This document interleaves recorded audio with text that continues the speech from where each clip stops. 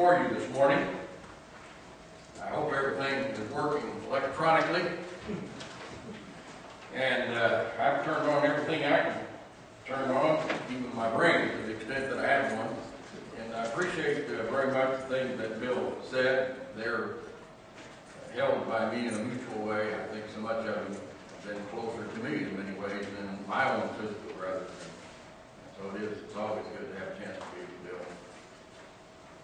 I was just sitting there thinking in the final moments as he was making some remarks of the first time that I became aware of the word benevolence. And unfortunately, it was in the midst of conflict among brethren on the subject of who the church is responsible to and who is not subject to benevolent help from the church. Back in even before I was aware of it, but I can go back in my memory to the late 50s, early 60s, when brethren were debating the issue of the scope of benevolence as far as the church is concerned, and was attending at least one debate held in our area, downstate Illinois, on that subject. And that's kind of a negative introduction in my life, to the subject of benevolence, really. And it's a shame that I had to start hearing that word in the midst of conflict. However, I'm glad that there were people, men, who stood up on that subject and correctly espoused the position that the New Testament teaches, that the world, though they may look to, as Bill mentioned, to churches in general, and will call upon us, because I get similar calls as he does, as some kind of a cash cow. And some people will look down their nose at you if you say no to their request. They think, well, what kind of church is this? Well, we're simply the kind of church that God wants us to be, hopefully. And so therefore, we are neither too stingy with the money, hopefully, nor are we too liberal with the money, and think that every good cause that comes along deserves some cash, and here, have some. And so we come to that point, that's my introduction to that word itself, to the discussion this morning of benevolence, and trying to distinguish between the responsibility of the individual Christian and the responsibility of the church, which of course there are those, and in the midst of the conflict that I mentioned, who said, well, there really is not any difference. And yet very clearly there is, and we will make mention of that as we go along. There are a number of passages that I could have chosen to use just as a kind of introduction to the subject, but Acts chapter 4, I'm sure that you recognize, is where the early Christians in Jerusalem, we don't know precisely how much time has elapsed, but a need has arisen among them. Most of the time, the speculation is that they have come to be there in Jerusalem for a Jewish feast.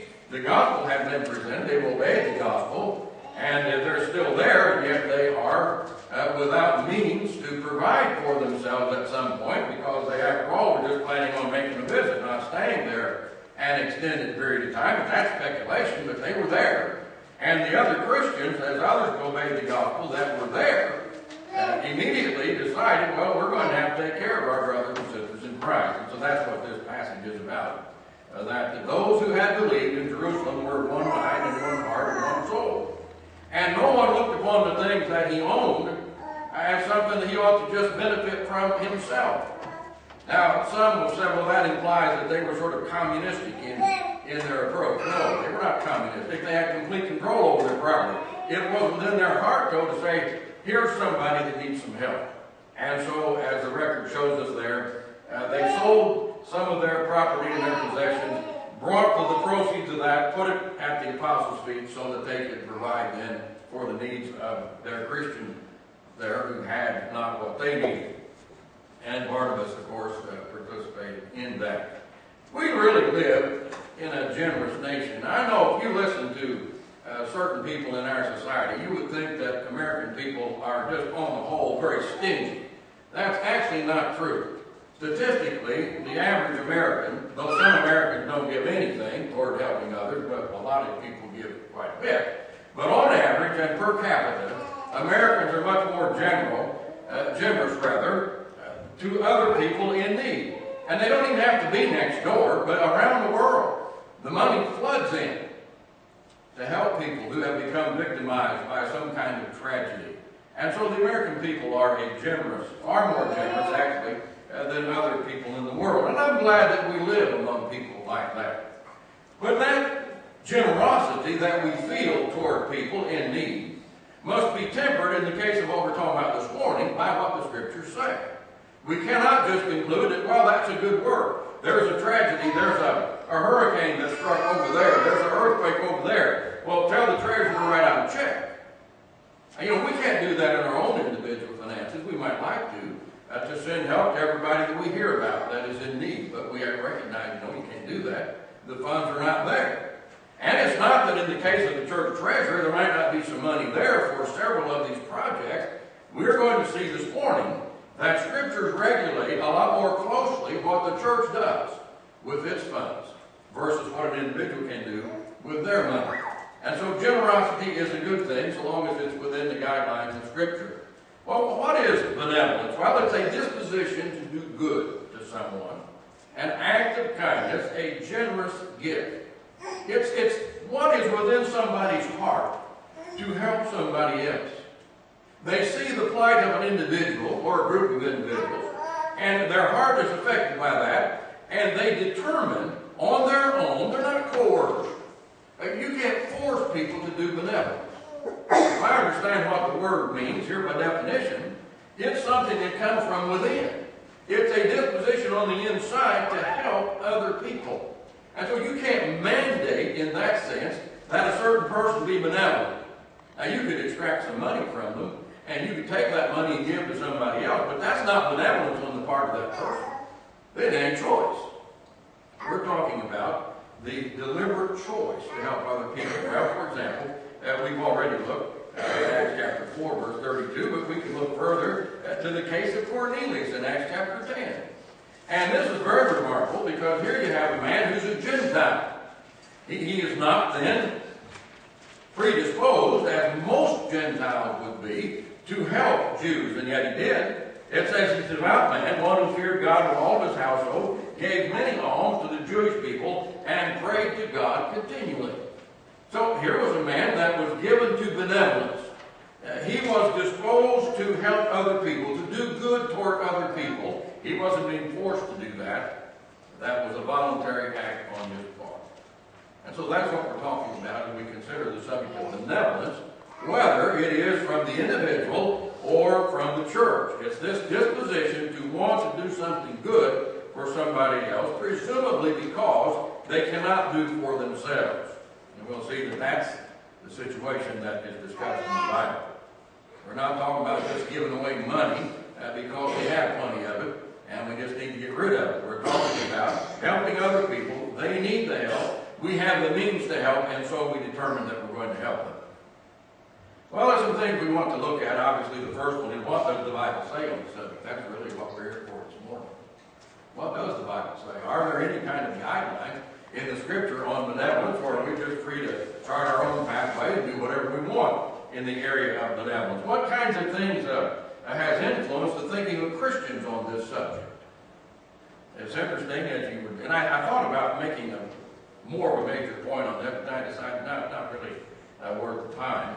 But if you go back and look at the history of caring for orphans and widows, you can go all the way back if you want to, but when you get into the 17th and 18th centuries and into the 19th century, it's amazing what you find out is that Christians, it appears anyway, from what was going on in society, was influenced by that, and therefore they began to set up these homes for orphans and homes for maybe widows that became the subject of division in the church. So they looked around and they saw how the world was doing something, and they said, that looks pretty good. The world at that point in time had kind of turned away from placing orphan children into homes because there were abuses that went on there, and there still are today for that matter, within what we call the foster care system. And so the pendulum began to swing away from, they didn't call it foster care, but it swung away from that kind of care to institutional care. Well, what do you know? What did our brethren do during that period of time? They started building their orphans' homes. To the point where, if you oppose their plans and the funding of those things, you just had to get out. We'll use either our way or the highway. And of course, it was very unfortunate. And the fact is, and I'll never forget this, that Jane had an aunt that worked at the Potter home in Bowling Green, Kentucky. And we were visiting her from one time, probably not too far away from the holiday season. And she said, well, we'll be closed over the holiday season.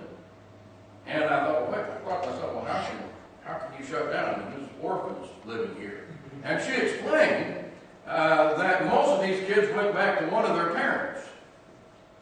And that those that did not have, and there were some there that were truly orphaned, they didn't have a father or mother, other people took them in. I thought, well, what are you existing for then? And I didn't argue that with her because she worked in the kitchen then. You know, it's always stayed with me that brethren were willing to divide churches over an issue like that, to care for orphans, many of whom were not even orphans. So we want to look at that, but they were definitely influenced by the thinking of what was going on in the world. They decided, well, they've got their homes for caring for orphans, we're going to have ours. And again, it's the world finding its way into the church. Is there a pattern for us to follow with regard to benevolence? And obviously, I haven't mentioned this yet, but most of us think in terms of what is the work of the church. Evangelism, taking the gospel to the lost, and I in my mind, that's the primary function, though the scriptures don't ever use that word, but that is the pillar and ground of the truth. 1 Timothy 3:15, that's the job of the church, uphold the truth. So we've got evangelism, we've got edification, the process of taking those that are members of the church and bringing them to spiritual maturity. Ephesians chapter 4 talks about that. And then benevolence. We typically talk about the threefold work of the church. Well, we're talking about what usually is listed last in that listing of works of the church, the benevolence that is to be offered. But we're going to start out by going backwards. And we're going to go back to what did the law of Moses say about this. And interestingly enough, I had never really thought about this until, well, it's been several years ago now. In Connersville, Indiana, on a radio program, I regularly was challenged on a lot of different subjects by a fellow who was a member of the Worldwide Church of God, the Armstrong people. And he was having a conflict with them, among his own people, over some of the money they were taking from him. He discovered and proved to them, though they weren't happy with him for it, that they were extracting an extra amount of tithe from them under the guise of caring for the needy. And what he did in the process of answering them and trying to convince them they were wrong, he said, and I never forget this either, you find the truth in strange places sometimes, but he impressed upon me as he told me what he was going through with them, that benevolence in the Old Testament was largely, in fact, is almost completely on an individual basis. There was no organized effort at benevolence in the Old Testament. And I mean by organized effort, there was no means by which a group of people had to take care of some other group because they were needy. It was on an individual basis. But you know, mankind is organization crazy. We think we have got to organize everything. And that certainly, brethren felt that way with regard to benevolence, as I mentioned, maybe because that was what was going on in the world. They had their institutions, we got to have ours. Anything they can do, we can do better, is almost the attitude. And so we had to have all these organizations. Never mind that they've discovered since then, they really are not the best way to handle children who are without father and mother, or for some reason, maybe they're not both deceased, but they're not able to live with their family like they normally would. They have now discovered, well, really, these institutional settings are not the best. And so even places like Schultz-Lewis began to develop smaller units in the same place, but they would have little cottages where they would have a few children live, and they would have maybe a couple that would live in there. So they were trying to create a home with a husband and wife and children. Well, you know what? Why don't they just adopt those children out? Well, of course, the parents who are around wouldn't allow that, for one thing. Adopt them out in the real homes and shut down Schultz-Lewis. Well, that never has occurred to them, I don't guess. But we're organization crazy. And so to me, it was very interesting when you look at the Old Testament that it was an individual effort as far as benevolence was concerned. And it was administered to strangers. By that I simply mean They didn't have to be an Israelite to benefit from the benevolence of the Jews. It was to be for the benefit of any person who was poor and in need. And I just got a few examples of that here. For example, part of the harvest was to be left in the corners of the field when they harvested their crops. They were supposed to leave a little bit of that there, so that anybody that came through that was hungry and needy could partake of that. And I said it didn't matter whether they were Jews or not. And it was stated that, directed that way. In other words, they were supposed to run out there and get an ID from them, try to find out whether or not they were from one of the tribes, and if you aren't, forget you. And you know, of course, it's on an individual basis anyway. But here in chapter 24 of Deuteronomy, verse 19 beginning, when you reap your harvest in your field and have forgotten a sheep in the field, you shall not go back to get it. It shall be for the alien, that's the stranger, the non-Jew, for the orphan and for the widow, in order that the Lord your God may bless you in all the work of your hands. When you beat your olive tree, you shall not go over the boughs again. It shall be for the alien. When you're out there picking things off the trees, don't go over them with a microscope or with a make sure you get every absolute one over there. If you leave some, you're supposed to do that. Why? For the orphan and for the widow. When you gather the grapes of your vineyard, you shall not go over it again. It shall be for the alien, for the orphan, and for the widow. And you shall remember that you were a slave in the land of Egypt. Therefore I am commanding you to do this thing. Now God says, you leave this for the people that are in need. This is the kind of heart you're supposed to have. Why? Well, because I took care of you. When you were there and a slave and couldn't do for yourself, I took care of you. You need to therefore learn to take care of other people. So that's just one example. If it were a fellow Israelite that became in need, and it got to the point where they had to become a slave in order to provide for their family, this servitude was not supposed to last forever. There was a thing called the year of the Jubilee. And that debt, first of all, there was no interest charges supposed to follow to that. I'm a little bit ahead of myself. In chapter 24, verses 19-22, it is set forth there that they were not to be charging interest to one another. Now, in chapter 25, it talks about the fact that if it reached a point where they were, I think I got the wrong passage in there, so that 24 is going to be right. 25, here it is, 35-46. If it reached a point where the man says, the only way I can provide for my family is to become a slave to someone, and they did that back then. Not only were they not to take interest from him in a situation where he was just borrowing, but he had no way to pay it back, and so he became so poor, verse 39 says, with regard to you, that he sells himself to you. You shall not subject him to a slave service. He shall be to you as a hired man, as if he were a sojourner with you, until the year of the Jubilee. He shall then go out from you, he and his sons with him, and shall go back to his family, that he may return to the property of his forefathers. For they are my servants, whom I brought out from the land of Egypt. They are not to be sold in a slave sale. I'm reminding them again of their own experiences as a way of trying to get them to realize, you need to deal with people in a certain way. Because after all, I provided for you. You didn't like being slaves in Egypt. You don't make slaves out of your brethren.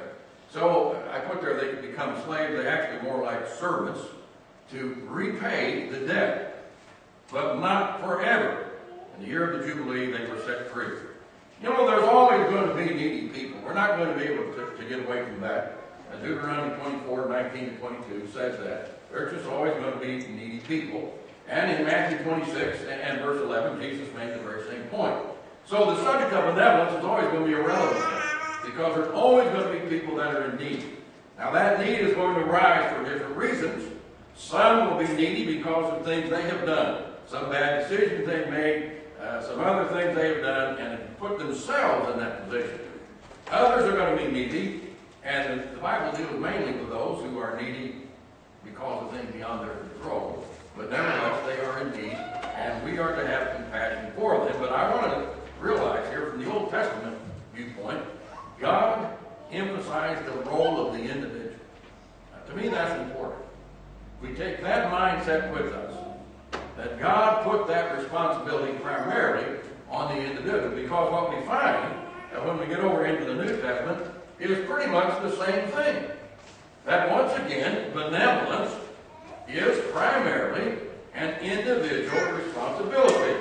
In 1 Timothy chapter 5, which we'll be talking about several times this morning, he says in verse 8 that if a man will not provide for his own, he has denied the faith and is worse than an infidel. Someone, in other words, that will not provide for himself and for his family. Well, he's worse than an unbeliever out here, because even they will take on the responsibility of providing for themselves and their family. And so they're worse than that. They are denying the very faith they claim to have by their conduct. They are not caring for themselves and for their family.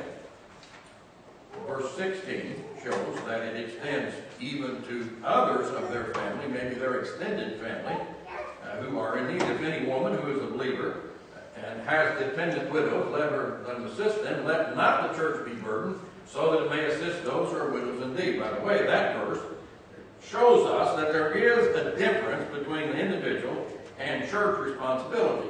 Because here are some people over whom a person has responsibility.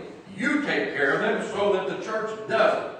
Well, if there wasn't any difference, then that'd be a strange distinction for Paul to make in giving these instructions to Timothy. Furthermore, those who would not work were not supposed to be provided for. The slothful were not supposed to be able to partake of the benevolence of kind-hearted people. 2 Thessalonians 3 and verse 10. For even when we were with you, we used to give you this order: if anyone will not work, neither let him eat. And we have developed in our society a group of people, they have been enabled to get by without working. And that's wrong.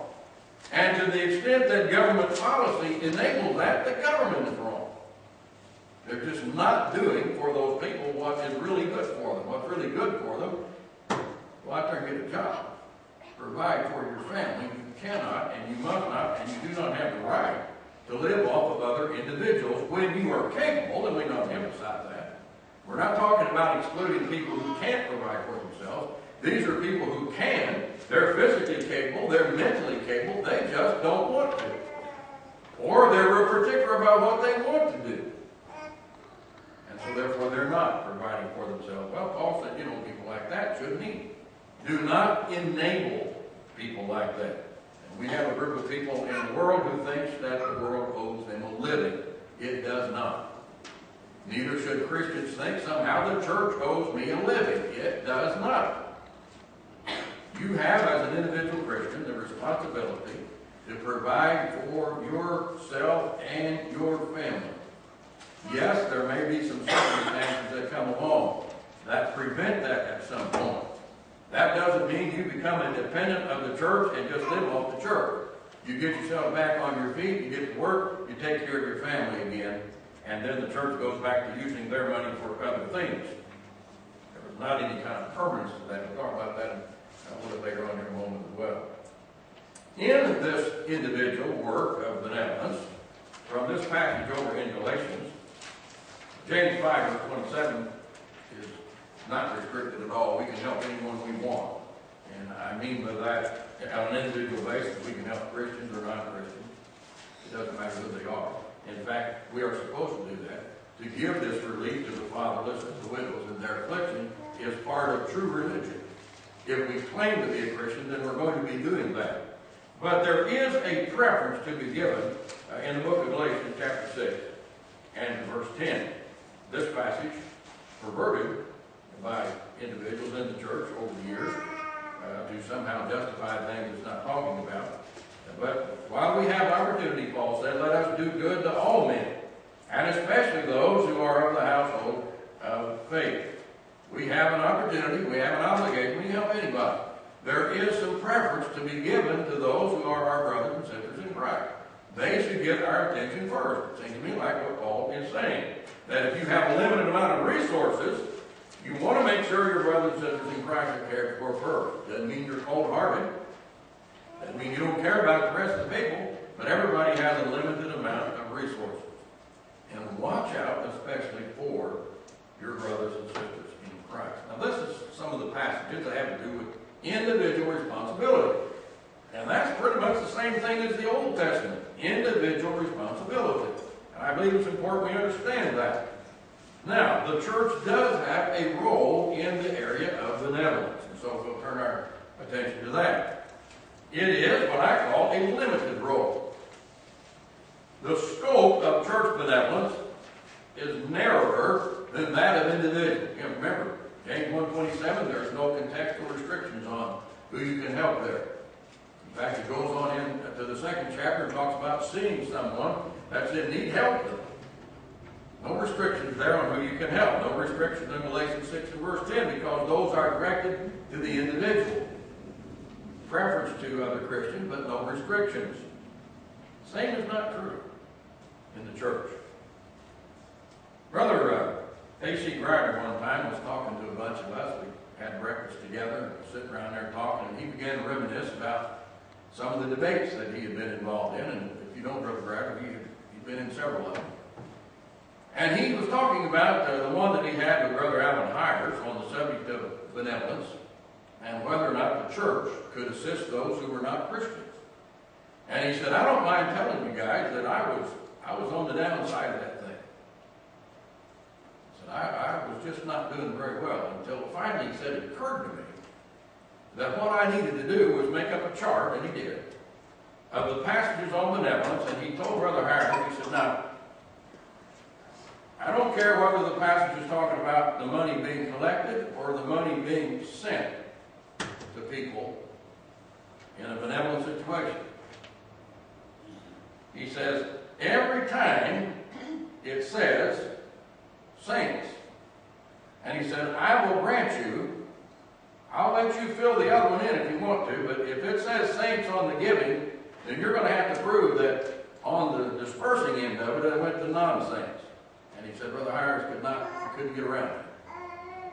And to me, that's a very simple approach. And so ever since he told me that, I have really emphasized with regard to benevolence, well, what does the text actually say? And that's what we're here to discover anyway. And so you see, when you go back and you begin looking at this thing in Acts chapter 2, I'm confident there were needy people in Jerusalem of all different kinds. But what was the subject of the benevolence here? Well, it says that in verse 44, all those who had believed were together, had all things in common. And they began selling their property and possessions and were sharing them with all as anyone might have need. Now, all of who? Well, who's the all in that context? Is that everybody in Jerusalem? No. It's all of the believers. So in the very first mention we have in the book of Acts of benevolence in the church, it's believers. It's Christians selling what they had, their possessions, and sharing it. Now, the mechanism of how that was done is not really fully developed in chapter 2. So we move on to chapter 4. Because the subject continues. They continue to have needy saints. And the congregation of those who believed were of one heart and soul, and not one of them claimed that anything belonging to him was his own. But all things were common property to them, and with great power the apostles were giving witness to the resurrection of the Lord Jesus, and abundance grace upon them all, for there was not a needy person among them. For all who were owners of land or houses would sell them, and bring the proceeds of the sales, and lay them at the apostles' feet, and they would be distributed to each as any had need. And that word need there has to do with the necessities of life. It's not a payment on a second car. It's not a payment on a boat. You know, brethren come to church and say, I'm in financial trouble, I can't meet my obligation. Well, and then you begin to look at their obligations. Well, they've got a first mortgage. Most people have a mortgage or paying rent. That's understandable. Well, they got a boat payment. They got 2 car payments. They got a payment on that big screen TV that they bought, and they're making a decent payment on that, and they've got themselves spread so thin. And they come to church and say, I'm needy. No, you need to sell what you have. You need to liquidate some of your assets here. And it'd be surprising, maybe you wouldn't be in need anymore. But the need, the word there, what I'm getting at, has to do with the basic necessities of life. That's what they needed. That's what had been provided by the generosity of those other Christians, and the distribution of it was made by the apostles. They oversaw how that money was distributed to make sure the right people got the right amount, and so forth. Chapter 11, verse 29. This, to me, is kind of a simplistic approach on this particular point, but I'm simplistic. In the proportion that any of the disciples had means, each of them determined to send a contribution for the relief of the brethren living in Judea. Now, what's going on here? Why are these people in need anyway? Well, you back up and find out that Agabus, a prophet, had come down from Jerusalem to Antioch and indicated that there was going to be a great famine all over the world, and that it did take place during the reign of Claudius Caesar. And so these disciples determined, we're going to help these brethren out over there. Well, everybody was affected by the famine. Yes, that's right. But the scope of the responsibility there was the Christians, the saints, the relief of the brethren living in Judea. You just keep going right on through this. Chapter in Romans 15, Paul writes about another situation where benevolence was going to be necessary. And again, what is the language? What is it talking about? He says in verse 25, I'm going to Jerusalem serving the saints, for Macedonia and Achaia have been pleased to make a contribution for the poor among the saints in Jerusalem. See, there you got the dispersing and the giving. He's serving the saints. He's going to be dispersing this benevolence to the saints, because Macedonia and Achaia had made a contribution for the poor among the saints. You got saints on either end of that. Grider, by the way, said the easiest proposition he ever debated on that issue was what came to be known as the saints-only proposition. The church is obligated in the area of benevolence to saints only. And I can see why he said that was the easiest one to affirm. That's what every one of these passages is saying. Saints. Well, 1 Corinthians chapter 16, verse 1 and 2. Now concerning the collections for the saints, as I directed the churches of Galatia, so do you also.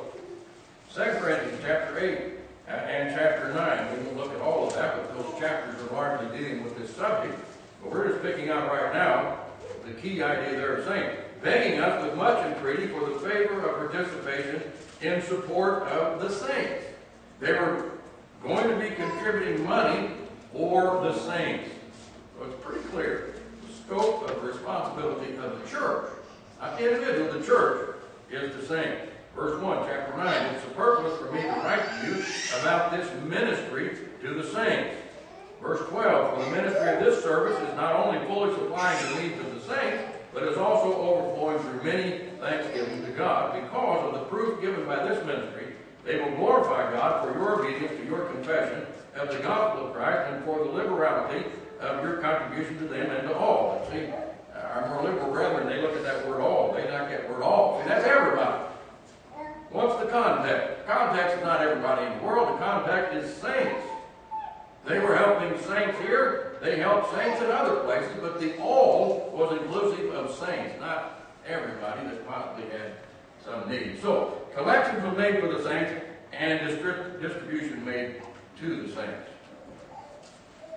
Not providing for the world. Does that mean Christians are hard-hearted? Does that mean that we turn our back on those that aren't Christians? No. We've already gone through how they provided for it on an individual basis. Think about it anyway. If the churches were obligated to take care of all the needy that you can find, there would be money left for evangelism. Because, as Jesus affirmed, they're always going to have needy people. They're always going to have poor people. There's going to be an endless supply of them down through time. There were occasions where a church, in trying to provide for its own, and that's the pattern that Jerusalem was taking care of its own. These other churches were trying to take care of its own, and those passages are a lot of them pretty much the same, because I'm making just a different point here. They might reach a point where they could not take care of their own. Their funds no longer allowed them to care for a legitimate need within that congregation. Well, part of what we see in the New Testament is that other congregations could send money or funds or help, whatever form it might have been, to that church so that that church could take care of its own. There's never a pattern anywhere in the New Testament where some third organization is set up and money is funneled out there to that, and We never see a church doing what typically is done even among our brethren today, looking out over the world and deciding, well, there's a lot of hungry people over there. Somebody needs to go in there and feed them. And they begin to beg from all the brethren and set themselves up as a sponsoring church to go take care of that problem. They wouldn't have a need for the money from other churches if they had not created the need. That's not what happened here. There's no evidence whatsoever that any of these churches that became in need of funds because they couldn't take care of their own had created the need. There was no created need as far as I can tell in the New Testament, whether you're talking about individual benevolence or church benevolence. The need was never created. That's the next point I'm going to be making pretty soon. And help was sent to the church where the need was.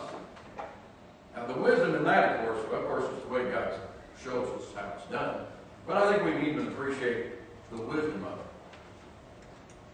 A member of a congregation could send out letters to everybody.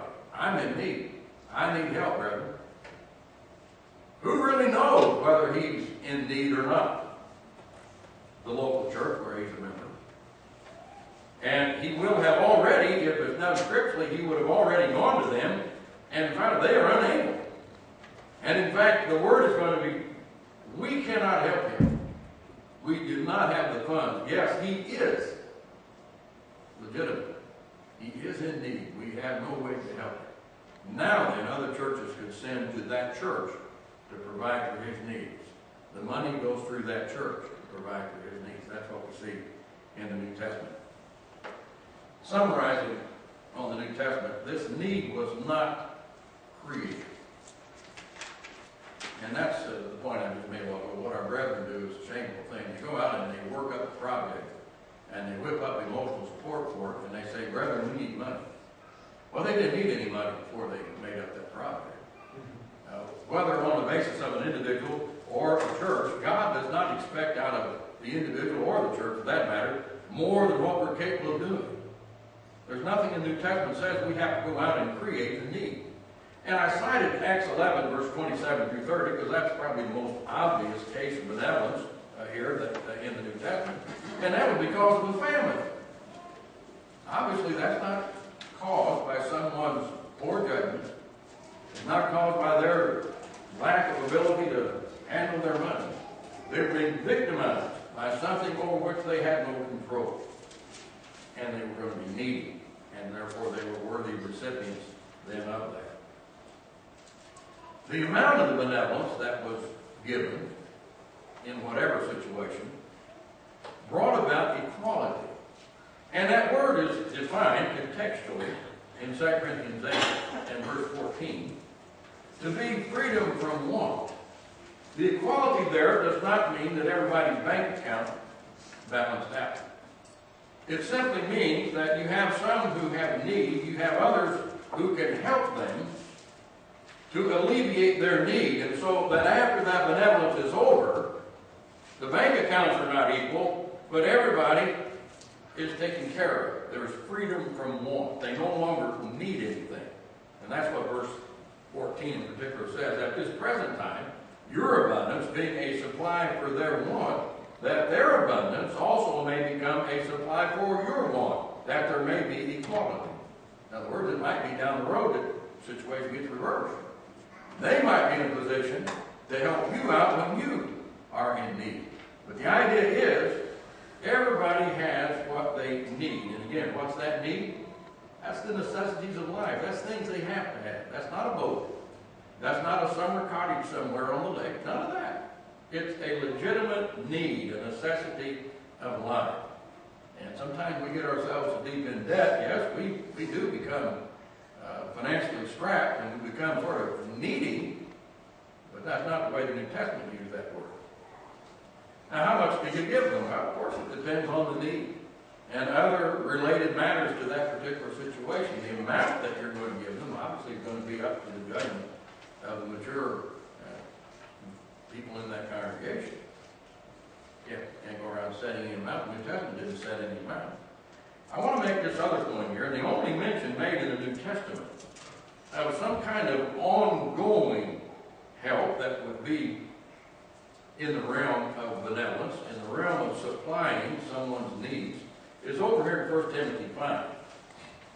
There are several different kinds of widows discussed in 1 Timothy 5. You have in verse 3, widows indeed.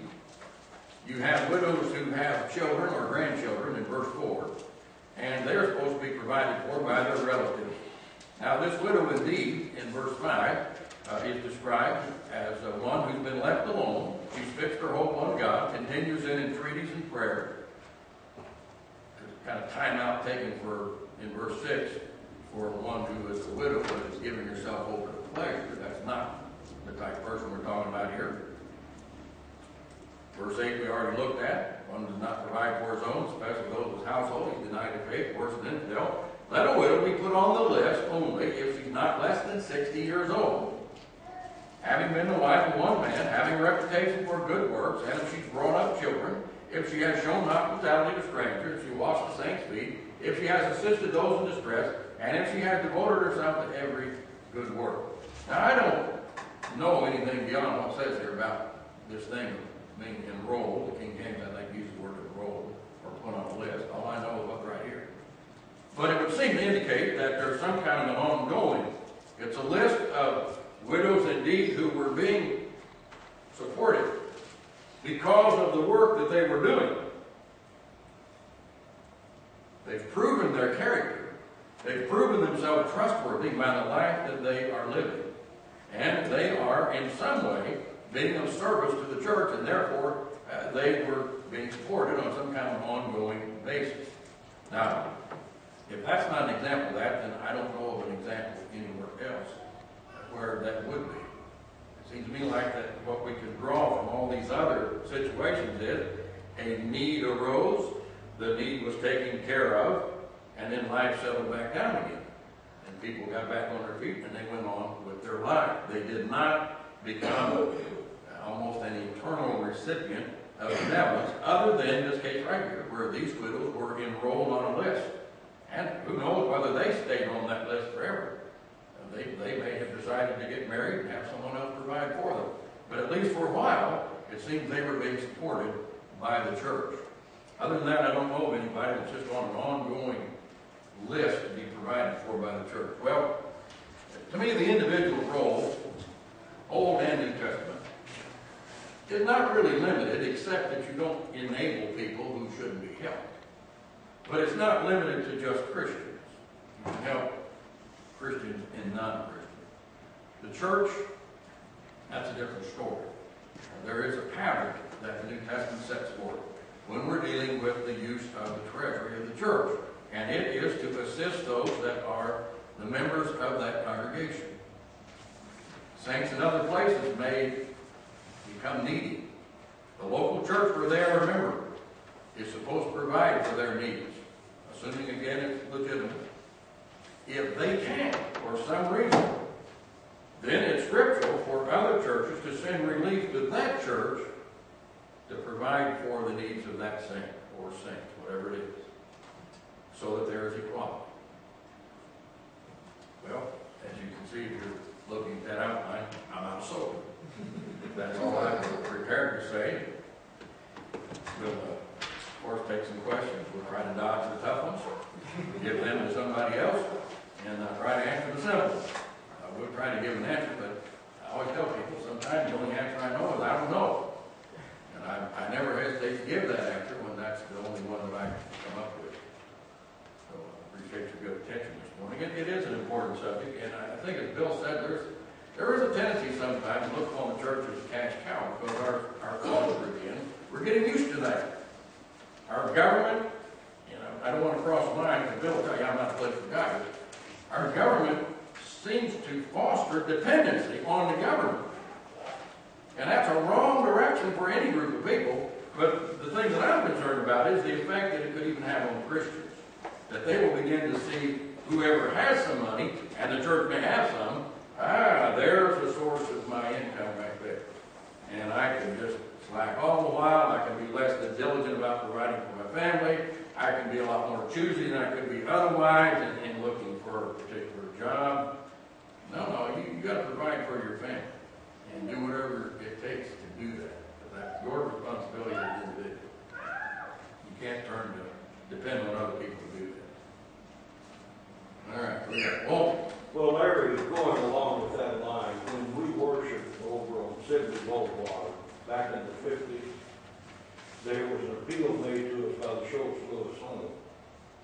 And the elders at that time decided to send some of the deacons and one of the elders went with them over to Schultz Lewis to investigate and see what was going on. And one of the things that we found in our refusal to send them help was there was one man that was the father of 9 children that were in that home. The 9 children had 2 living mothers on those 9, and they of course were the ones who were there. So some of those children had both father and mother, yet they were being supported in the Schultz Lewis home. Along with that, did you ever know Victor Sellers? Victor Sellers was the first superintendent of that. Had no knowledge. I knew him for several years. He preached at Bradley for a while. And he tells us the fact, before he got straightened out on that particular issue, that he went out raising money for Schultz Lewis when there wasn't even any buildings there. He's out there raising money for Schultz Lewis Home for Children. There was no home for children there. And but he of course, somewhere along the way after that, learned the truth on it and turned away from being a part of that. But I always thought that was kind of interesting. Yeah. Well, I think he didn't finish quite what he was going to tell you, because I think that they found that there was only 1 child there that actually didn't have any parents. Any parent, yeah. And of course, the children were in need of someone to care for them, but they dubbed that as an orphan's home, when in fact, a lot of them were not orphans at all. And it's a terrible situation from the children's perspective. Somebody needs to do something, but you can't harness churches and hook them up together just to get something done. Larry, do you think that part of the problem as far as the individual responsibility is, again, it's kind of allowing the attitude of the world to infiltrate the Lord's people? Kind of the idea, well, I give my money on the first day of the week, we've got a church treasury and that sort of thing, and I should not have any further responsibility financially other than that. I see that as being part of the problem, and it seemed to me, as you were especially talking about the individual's responsibility from James 1:27, Galatians 6, and others, if you look at all of those passages, does that not harmonize very beautifully with what Jesus taught in Matthew 25:30-46 about our responsibility to help one another, and in doing so, we're actually doing that unto Christ? I was in prison and you visited me, and I think that part of the problem among God's people is that we allow too much of the world's thinking to influence our thinking and let somebody else bear the responsibility.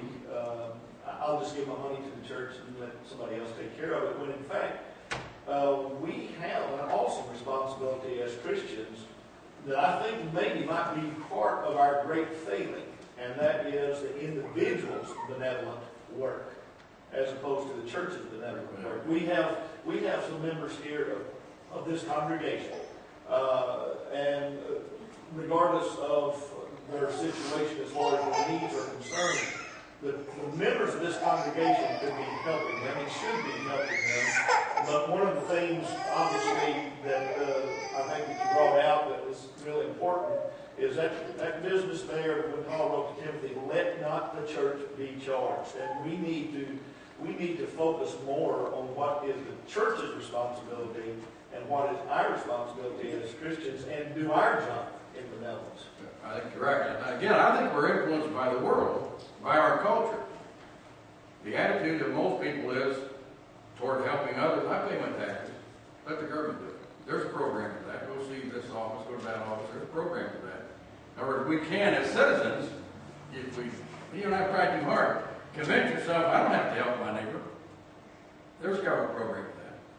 Well, there are, unfortunately, from my perspective, a lot of programs for that, but that doesn't relieve me of my responsibility. The fact is that even if an individual is receiving some kind of help out here through what is legitimately there by our government, they may still be in need, and I can't just assume that, well, they're getting a check, you know. That's enough. For example, I'll use my mother as an example. She's on just Social Security and kind of a small pension that my dad had. I can't just say, well, you know, Mom, you're happy about that.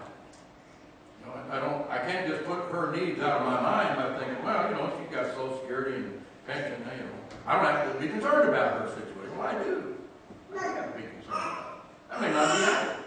Of course, she's always concerned that she's going to run out of the little money, you know, that she's got. I don't want you kids to have to take care of me. I said, well, Mom, that's our job. Our job is to take care of you and see that you're provided for. It's not the government's job to really provide for my mother.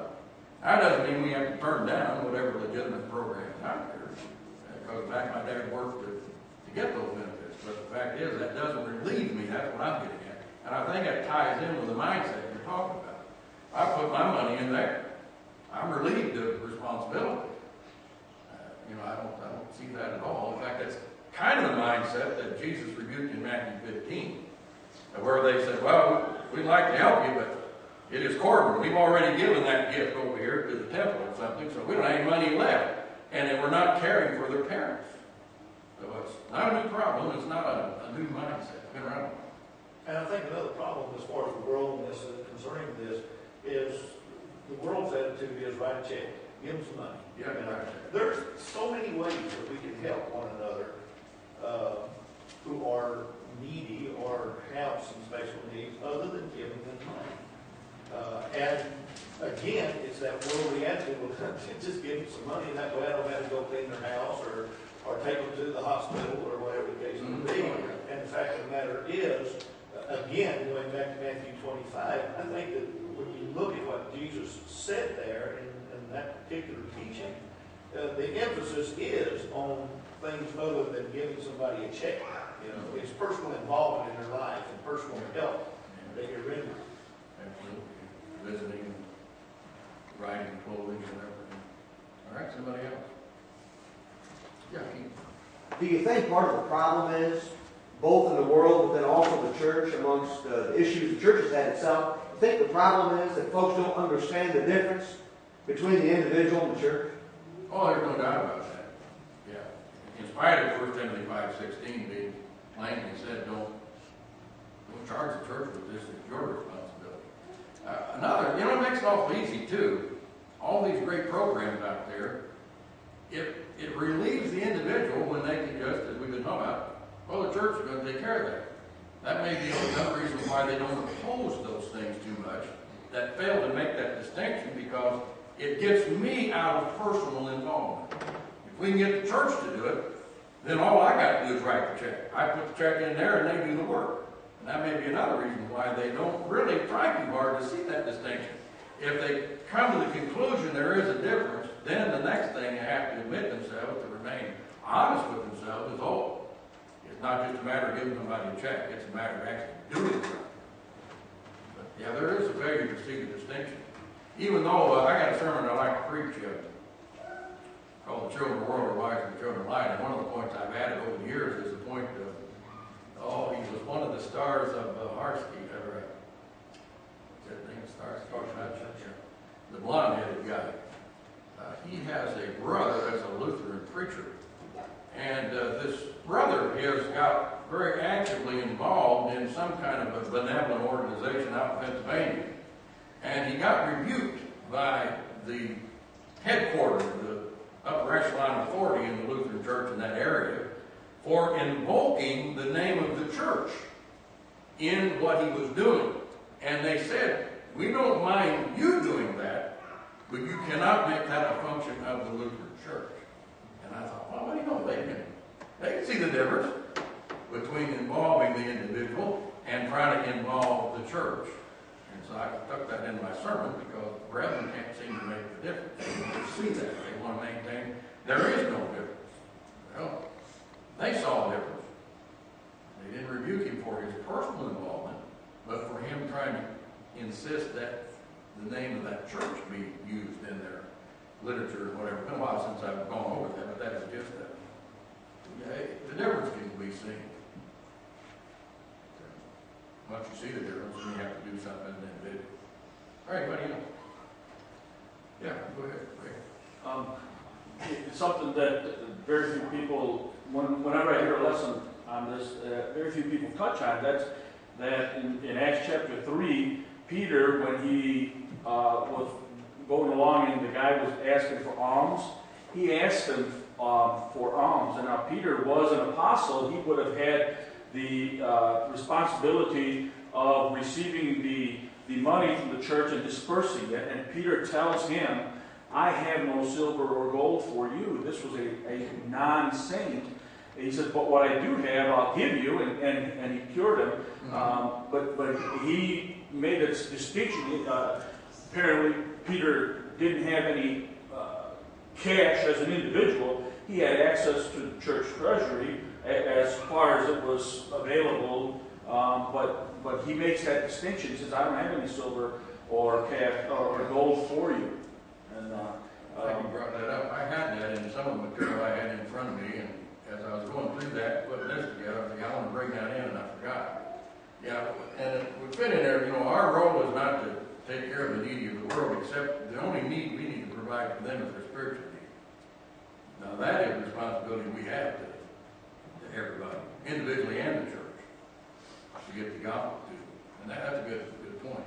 That's one of the things that I have noticed myself, and you probably have too, in these phone calls that we get, especially in the wintertime when the utility bills are so high and people are looking for help to pay their NIPSCO bill and whatever. A lot of times what I do when someone calls, I will ask them, well, where are you worshiping now? Cannot the church where you worship now help you? And most of the time, almost, 90% of the time, we're almost 9 out of 10 times. But in even, most of the time they say, well, I really don't worship anywhere. And I usually respond, so what you're telling me is you really don't have any interest in your relationship with God or serving God, but you want God to open up his pockets when you are in some sort of financial need. Can you explain to me how that works, And I always then tell them, you know what I would be happy to do is I would be happy to sit down with you and study from God's Word and help you to come to an understanding of what you need to do to be saved and what God's will for your life is. Would you be willing to do that? Or are you interested in doing that? And again, almost every time, as a matter of fact, so far, every time, the answer is no. And I think that it kind of goes to that thing that, we want to be compassionate. Jesus had compassion. When you look at Jesus' life here on this earth, constantly it tells us that he looked around on the crowd with compassion. And we want to be following in his example. But the fact of the matter is that many times in an act of being compassionate and trying to help someone, and you touched on this, we become more of an enabler of them to continue to seek handouts and seek for free things as opposed to accepting the responsibility. And what we don't really seem to take into consideration, because you touched on it here, if a man does not work, neither shall he eat. If he has not provided for his household, he's worse than an infidel. Our first responsibility to that person is to help them to see that because they are not fulfilling their responsibility as a child of God to their family and whatever, they're affecting their relationship with God. We first seem to be concerned, okay, well, we need to help them financially, when in fact our first responsibility should be to their soul. And try to help them to understand that, no, your conduct here is jeopardizing your relationship with God. And then see what we can do to help them out as far as financial needs. Yeah, absolutely right. But that's what the mission is, the soul spiritual mission we have. But yeah. Fairly easy to point. I think if any hard questions later, direct them to Bill, if you're around. Well, I'm sorry that this doesn't look so easy.